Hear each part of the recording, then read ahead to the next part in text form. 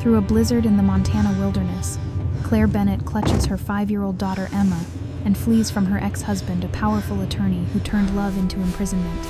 She finds an abandoned wooden cabin deep in the forest, hoping snow and darkness will hide their tracks. But when 3 heavy knocks echo through the door, Claire fears her hunter has found them.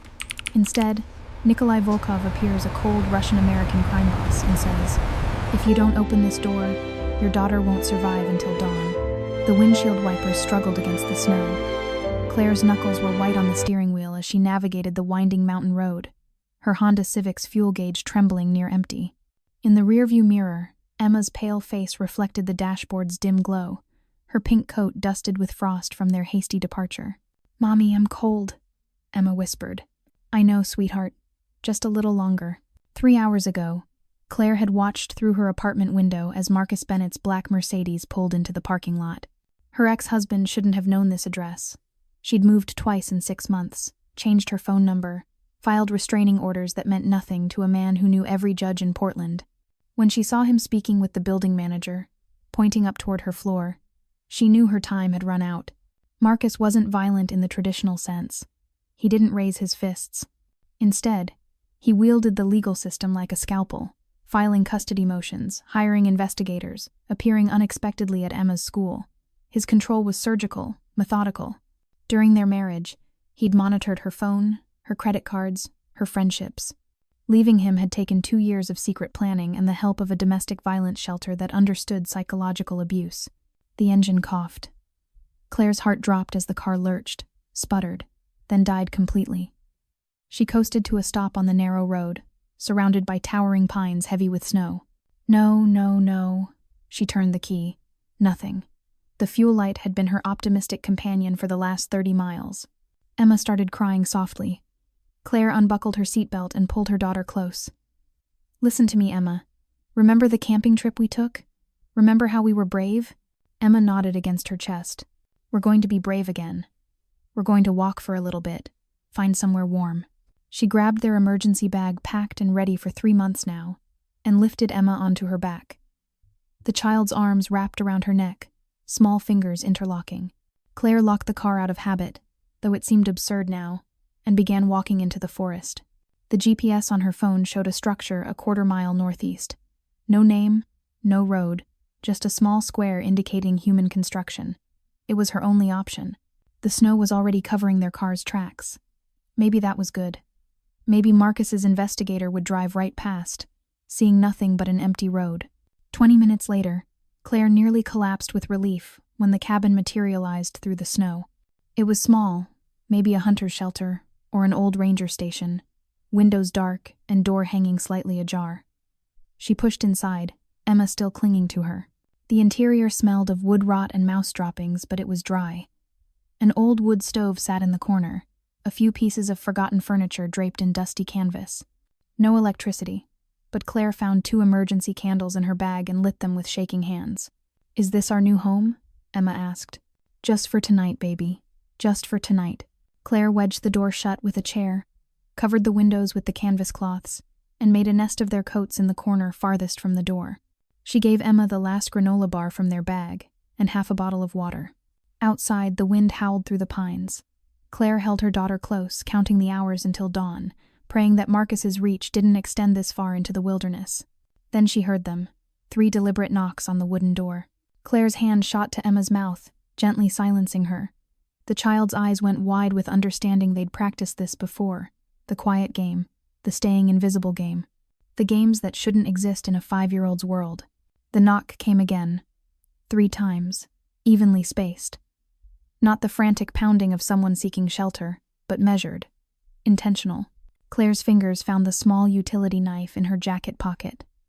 4 inches of steel against whatever waited outside. She positioned herself between Emma and the door. "I know you're in there." The voice was male, deep, with a faint accent she couldn't place. "Your car is half a mile down the road. There are 2 sets of footprints leading here. 1 adult, 1 child." Claire's throat went dry. Not Marcus, the voice was wrong. But someone who worked for him? Her ex-husband had connections everywhere, attorneys and investigators and people who owed him favors. "I'm not your enemy," the voice continued. but you need to listen very carefully. There's a GPS tracker in your daughter's coat pocket, the pink one she's wearing. Your husband sewed it in 3 weeks ago when he had visitation. Claire's blood froze. She looked down at Emma's coat, the one Marcus had sent as an early birthday present, expensive and warm. The one she'd thought was too nice to be a trap. If I found you this easily, the voice said. His people are 20 minutes behind me, maybe less. A flashlight beam cut through the gap in the door. Claire flinched, pulling Emma closer. My name is Nikolai Volkov. I'm going to come inside now. If you shoot me or stab me, your daughter will die tonight. Not from me, from them. The door pushed open slowly. The man who entered was tall, perhaps 40, with sharp features and eyes the color of steel. He wore an expensive wool coat dusted with snow, leather gloves, and moved with the controlled grace of someone trained in violence. 2 other men entered behind him, similarly dressed, faces impassive. Nikolai pulled off one glove and held up a phone, showing Claire the screen.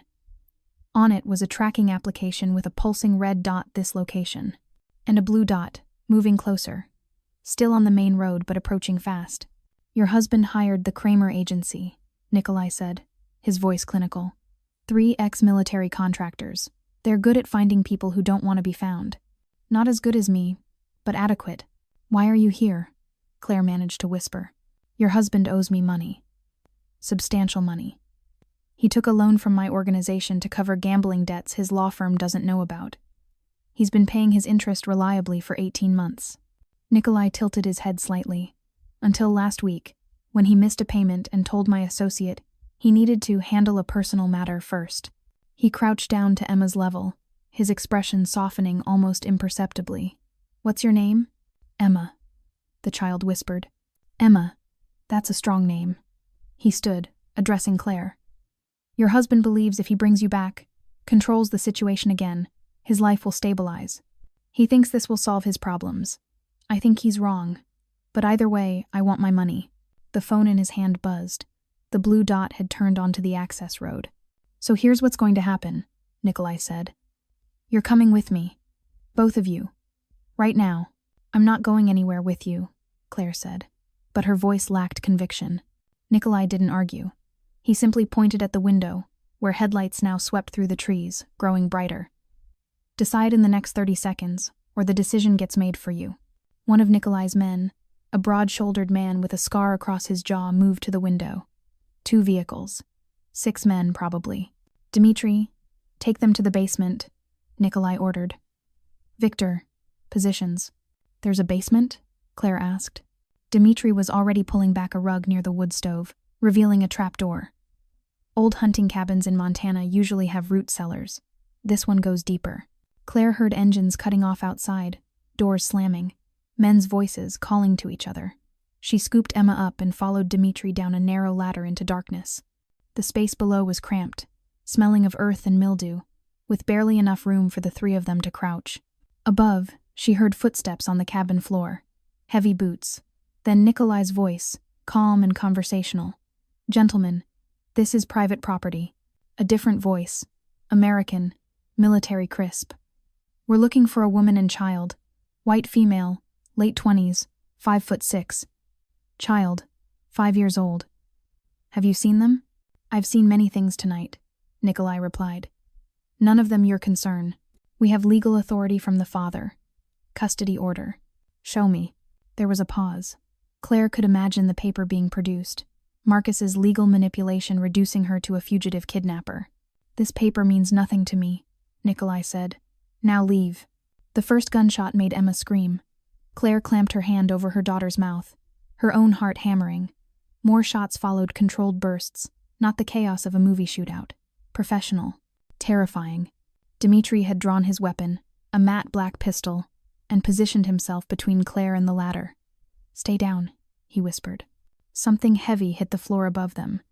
Then silence, broken only by labored breathing. Status, Nikolai's voice called out. 2 down. 4 retreated to the vehicles, Victor responded. Let them go. We have what we need. Smoke began filtering down through the floorboards. Claire smelled burning wood, saw a flicker of orange light.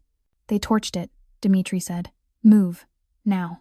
He climbed the ladder first, weapon raised, then reached down for Emma. Claire passed her daughter up and scrambled after them. The cabin was filling with smoke, flames already consuming the dry wood of the far wall. 2 bodies lay near the door. Not Marcus's men, she somehow knew, but not Nikolai's either.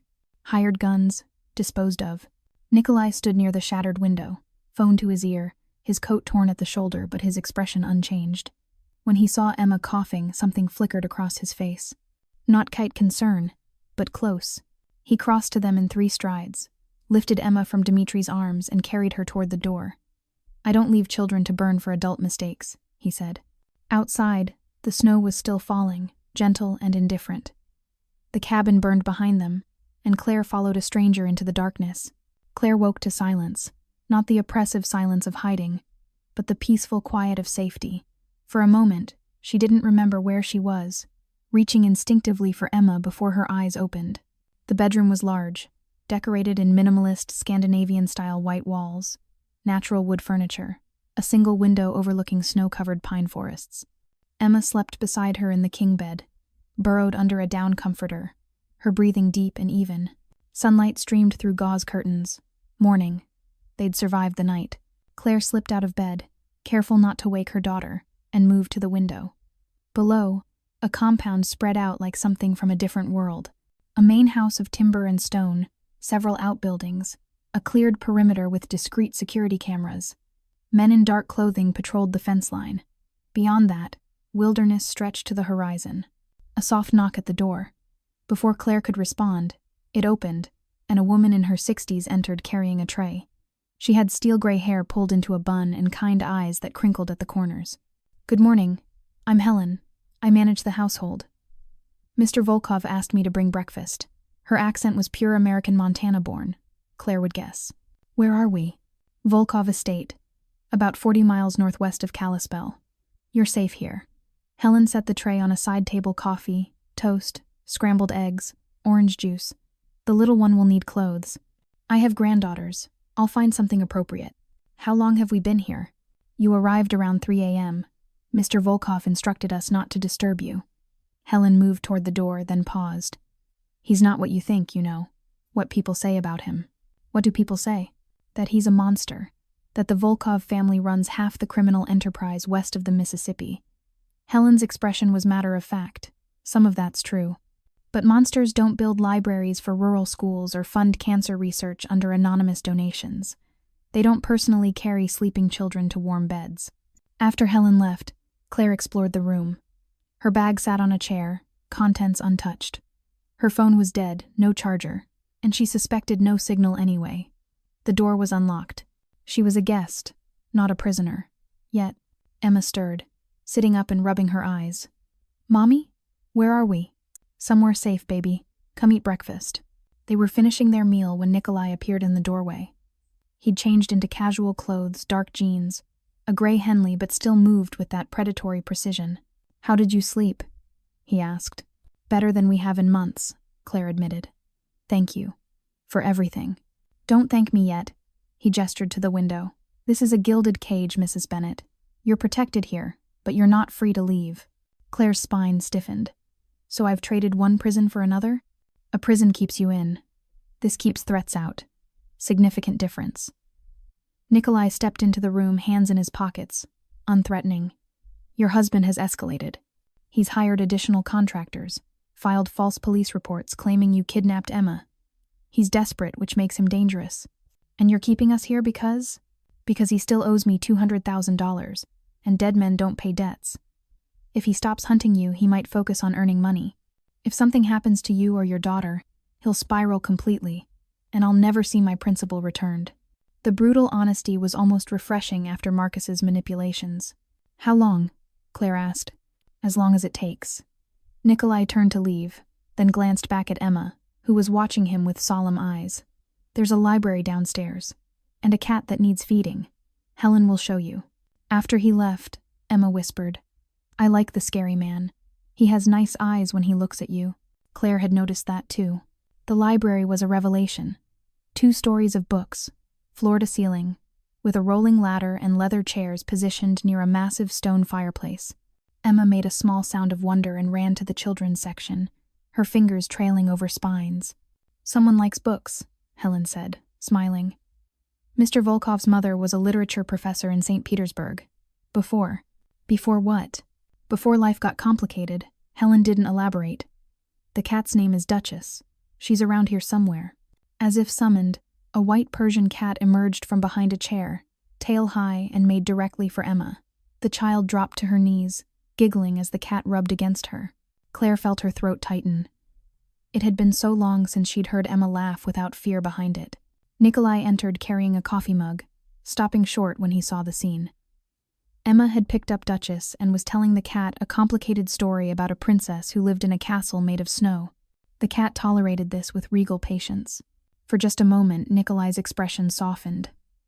Not much, just a slight relaxation around his eyes, a barely perceptible smile. Then he caught Claire watching him, and the mask returned. "She's good with animals," he observed. "She wanted a dog. Her father said no. Too messy, too much responsibility." Claire kept her voice neutral. "He said no to a lot of things." Nikolai moved to the window, looking out at his compound. "My daughter would have been about her age. Would be, if things had been different." The admission hung in the air between them. Claire wanted to ask, but knew better. "Her mother took her back to Russia during a custody dispute," he continued, voice flat. 7 years ago. A car accident outside Moscow. Both died instantly." He took a long drink of coffee. The courts were still deciding who deserved to be the parent. "I'm sorry," Claire said. "Don't be. It taught me that legal systems fail the people they're meant to protect." He turned back to face her. "Your husband knows every judge, every clerk, every procedural trick. The law won't save you from him. Then what will? Leverage. Fear. Making him understand that pursuing you costs more than letting you go." Nikolai set down his mug. "That's what I do, Mrs. Bennett. I change cost-benefit analyses." Emma approached them, still holding Duchess. "Mr. Nikolai, does Duchess like tuna?" The crime boss crouched down to the child's level. "She prefers salmon. Would you like to feed her?" "Yes, please." He led Emma toward the kitchen, and Claire followed, watching this strange man show her daughter how to open a can and scoop cat food into a crystal dish. His hands were gentle, patient. Later, after Emma had fallen asleep on a library couch with Duchess curled beside her, Claire found Nikolai on the back terrace. Snow was falling again, peaceful and soft. "Why are you really helping us?" she asked. He didn't turn around.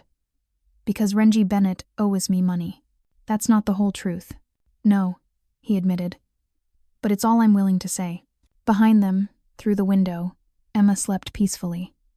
For the first time in years, Claire felt a dangerous thing blooming in her chest. Hope. 3 days passed in strange domesticity. Emma thrived eating full meals, sleeping through the night, drawing pictures with supplies Helen provided. Claire found herself relaxing in increments, muscle tension unwinding slowly, though complete peace remained elusive. She was in the library when she discovered her phone had been charged and returned to her bag. She powered it on, expecting nothing, and found 73 missed calls from Marcus, 42 voicemails, dozens of texts that progressed from pleading to angry to threatening. The most recent, from that morning, "I know you're with him. You've made this so much worse. I'm getting Emma back, and you're going to prison for kidnapping." Claire's hands shook. She looked up to find Nikolai in the doorway, watching her. "I was wondering when you'd find that," he said. "You charged my phone? I wanted you to see what you're dealing with, and to understand why leaving here would be a mistake." He crossed the room, took the phone from her hands, and pulled up a different screen, a news article. "Your husband filed a missing persons report. You're wanted for custodial interference. There's a warrant."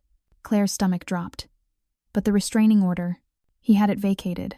Judge Harmon, an old friend of his, granted an emergency motion. "According to the court, you're an unstable mother who fled with a child during a legitimate custody evaluation." "That's a lie." "Of course it is. But it's a lie written on official letterhead and signed by a judge." Nikolai pocketed the phone. "If you leave this estate, you'll be arrested within 24 hours. Emma will be returned to Marcus while you fight the charges from jail." Claire felt the walls closing in. "So I'm a prisoner. You're protected. There's a difference." "Is there?" She stood, anger replacing fear. "I escaped one man who controlled my every move, only to end up with another. At least Marcus pretended it was love. What's your excuse?" "I don't need an excuse. I need my money." Nikolai's voice remained level. but something dangerous flickered in his eyes. Your husband is currently working with my competitor, trying to broker a deal information about my operations in exchange for protection from his debt. If that deal goes through, I lose leverage in 3 states. So yes, Mrs. Bennett, you're staying here, for your benefit and mine, and if I refuse, then you walk out that door, get arrested, lose your daughter, and Marcus wins everything, including the ability to never pay me back, because he'll claim bankruptcy and hide assets in Emma's trust fund. He stepped closer, not threatening, just proximate. Or you stay, let me handle this my way, and maybe you both come out free on the other side. What if your way doesn't work? My way always works. The question is what it costs. They stared at each other, the air between them charged with unspoken tension. Claire noticed, not for the first time, that Nikolai was handsome in a harsh way. Sharp cheekbones, strong jaw, eyes that missed nothing. She hated that she noticed. Hated that sometimes, when he looked at Emma with that hidden softness, she felt something besides fear. I don't want to trade one cage for another, she said quietly. Then don't think of it as a cage. Think of it as a strategic position. You're not trapped, Mrs. Bennett. You're fortified. He moved toward the door, then paused. And for what it's worth, I don't take what isn't freely given. You're not my prisoner. You're my investment. Big difference. After he left, Claire stood at the window, looking out at the snow-covered compound, wondering if there was really any difference at all. Claire woke to urgent voices. 3 a.m., the house dark except for a sliver of light under her door. She checked Emma still sleeping, then crept into the hallway. Below, in Nikolai's office, she heard him speaking Russian, his tone sharp. She'd learned enough of the household's rhythm to know this wasn't normal. Meetings happened during the day, in controlled circumstances. Middle-of-the-night conferences meant problems. She shouldn't have been able to understand, but Dmitri appeared beside her like a ghost. There's been a development, he said quietly. You should know. What kind of development? Your husband hired the Kozlov brothers, Albanian contractors, very expensive, very effective. They're en route to Montana. Claire's blood went cold. How did he afford that if he can't pay Nikolai? He used the information he had detailed records of Volkov shipments, distribution networks, traded it to our competitors for cash and protection. Now he has money, allies, and motivation to get Emma back, to eliminate the threat, you primarily. If you're dead, he gets the child and becomes the victim. Public sympathy, custody automatically granted to the surviving parent. Dmitri's expression was grim. It's actually a smart play. Desperate, but smart. Nikolai knows this? He's arranging a meeting. Neutral ground, tomorrow night. The Kozlovs, Marcus, and a mediator, Martin Cross, who brokers these kinds of situations. And me? You stay here, where it's safe.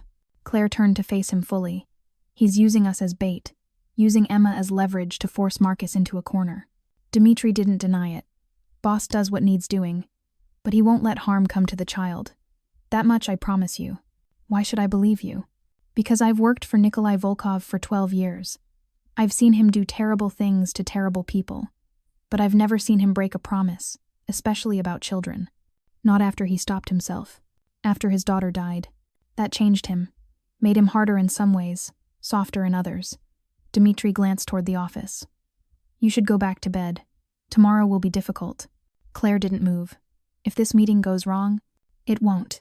But if it does, I need a way out. For Emma. Dmitri studied her for a long moment, then reached into his jacket and pulled out a key. Storage building, northeast corner. There's an ATV with a full tank, GPS disabled, keys in the ignition. Don't use it unless absolutely necessary. Why are you helping me? Because boss cares about you, even if he won't say it. And because that little girl deserves better than any of this. He pressed the key into her palm. But if you run and it wasn't necessary, if you disappear and he loses leverage because of it, I'll find you myself. Clear? Clear.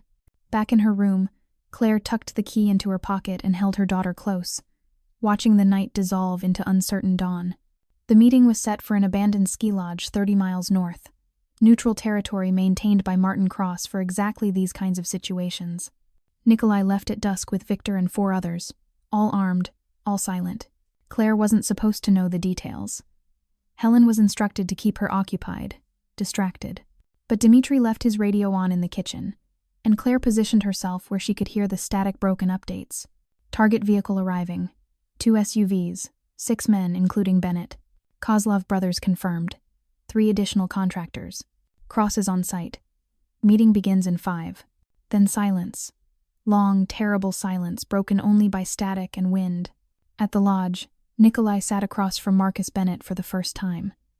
The attorney looked haggard, expensive suit, wrinkled, eyes bloodshot, but still carrying that arrogant tilt to his chin. The Kozlov brothers flanked him, 2 square-built Albanians with cold eyes. Martin Cross, a silver-haired man in his 60s, served as moderator. "Gentlemen, we're here to resolve a dispute. Mr. Volkov, your position? Marcus Bennett owes me $200,000. Plus interest, we're now at $240,000. I want payment in full within 30 days, or I seize his assets." Marcus leaned forward. "My wife and daughter are leverage, nothing more. Give them to me and I'll arrange payment." "Your ex-wife," Nikolai corrected. "And your daughter is leverage precisely because you care more about control than about the child's well-being. You don't know anything about my relationship with Emma. I know you embedded a GPS tracker in her coat. I know you've spent more on contractors than you owe me. I know you're using your child as a possession to reclaim, not a person to protect." Nikolai's voice remained level, but his eyes were ice. "That tells me everything." One of the Kozlov brothers spoke, heavily accented. "We are paid to retrieve the woman and child. We can do this peaceful or not peaceful. Your choice." Victor's hand moved to his weapon. The Albanians noticed. Tension ratcheted up. Martin Cross raised both hands. "Gentlemen, this doesn't help anyone." Marcus stood abruptly. "I'm done negotiating. Claire is a kidnapper. There's a warrant. The law is on my side." "The law," Nikolai said softly, "is a tool, and tools can be broken." He produced a folder, slid it across the table. "These are records of your gambling debts, wire transfers to offshore accounts, communication with my competitors that constitutes conspiracy to commit racketeering. I send these to the FBI, and you'll spend the next decade in federal prison." Marcus's face went white. "You can't prove." "I can prove everything. Question is whether I need to." Nikolai stood. "You want your daughter? Prove you deserve her. Pay your debt. Complete a psychological evaluation. Submit to monitoring. Do the actual work of being a father instead of treating custody as something you've earned. And if I refuse, then the woman and child stay under my protection, and you go to prison."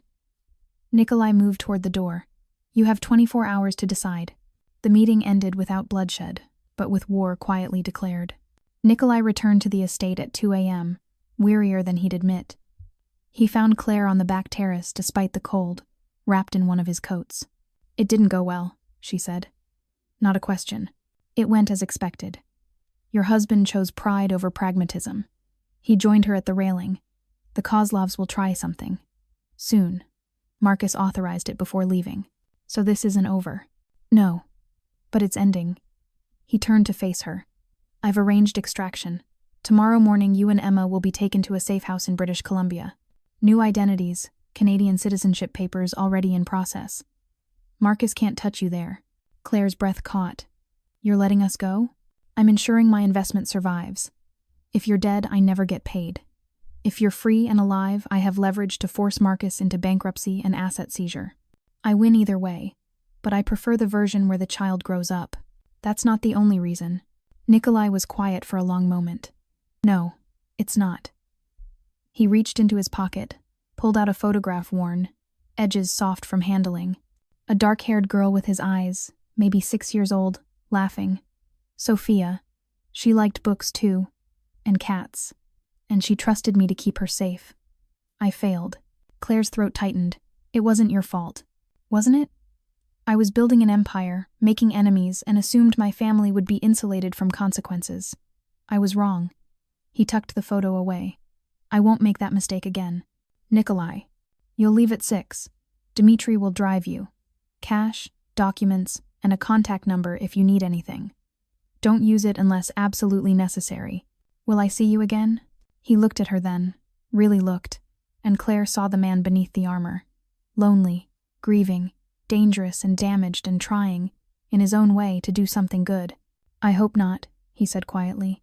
"Because if you see me again, it means you're in trouble. And you've had enough trouble for one lifetime." Claire surprised herself by stepping forward, rising on her toes and kissing his cheek. "Thank you, for everything." When she pulled back, Nikolai's expression was unreadable. "Thank me by being free, by giving your daughter the childhood she deserves. That's payment enough."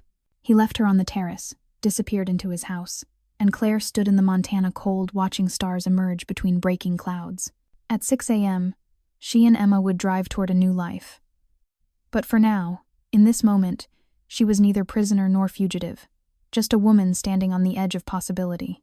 The coffee shop in Vancouver occupied a corner building with large windows overlooking the harbor. Rain pattered against glass as Claire adjusted the espresso machine, muscle memory from 2 months of training now second nature. "Mommy, can I have the cinnamon?" Emma, now 6, taller, confident, stood on her step stool beside the pastry display. "Just a little. Remember what Helen taught you about measuring." They'd kept Helen's lessons, the small rituals from their time at the estate. Emma still fed cats, they'd adopted too. Claire still made her coffee the way Nikolai took his, though she'd never admit why. The bells above the door chimed. Claire looked up, ready with her barista smile, and froze. Nikolai Volkov stood in the doorway, snow dusting his dark coat despite it being rain in Vancouver. He looked exactly the same, sharp, controlled, dangerous.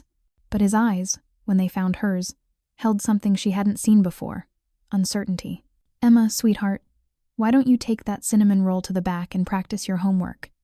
Claire kept her voice steady. Emma looked up, recognized the man from Montana, and smiled. "Hi, Mr. Nikolai. Do you want to see my drawings? I drew Duchess." "Maybe later, Malishka. Right now I need to talk to your mother."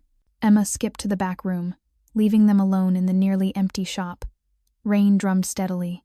"You said I wouldn't see you again," Claire said. "I said you shouldn't see me again. I didn't say I could stay away." Nikolai approached the counter slowly, hands visible, non-threatening. Marcus Bennett was arrested 2 months ago. Federal racketeering charges, money laundering, conspiracy. He'll be in prison for 15 years minimum. "You sent those files to the FBI." "I did." He continued to be a problem, and I don't tolerate unresolved problems.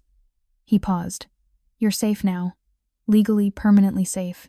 The warrant was vacated, his custody claims dismissed, his assets frozen. Emma is yours, no dispute." Claire felt tears pressing behind her eyes. "Why didn't you tell me sooner?" "Because I wanted to be sure. And because I needed to finish something before I came here." "What?" He pulled a folder from his coat, set it on the counter. Inside were documents, business permits, contracts, deeds. "This coffee shop. I bought the building 3 weeks ago. The deed is in your name, free and clear. You own it. No strings, no obligations." "Nikolai, I can't." "You already have. The previous owner was willing to sell. I merely facilitated." He stepped back. "I don't expect anything. I don't need anything. I just wanted to make sure you knew that freedom doesn't mean you're alone." He turned toward the door. "Wait," Claire said. He stopped. "Do you want coffee? Real coffee, not just transactions and goodbyes?" Nikolai turned back, and for the first time since she'd known him, he smiled. Actually smiled. "Yeah, I'd like that." Emma appeared in the doorway, holding her drawings. "Can Mr. Nikolai stay for dinner? I make really good spaghetti now." Claire looked at the man who'd saved them, protected them, let them go. The man who'd traveled 1,000 miles just to make sure they were truly free. "He can stay as long as he wants," she said. Nikolai pulled off his coat and sat at a table by the window. Outside, the rain continued, washing the city clean. Inside, something new and fragile began to grow, built not on control or fear, but on the radical act of choosing to stay when you could leave. Freedom, Claire had learned, wasn't just about escaping. Sometimes it was about finding someone who would never lock the door,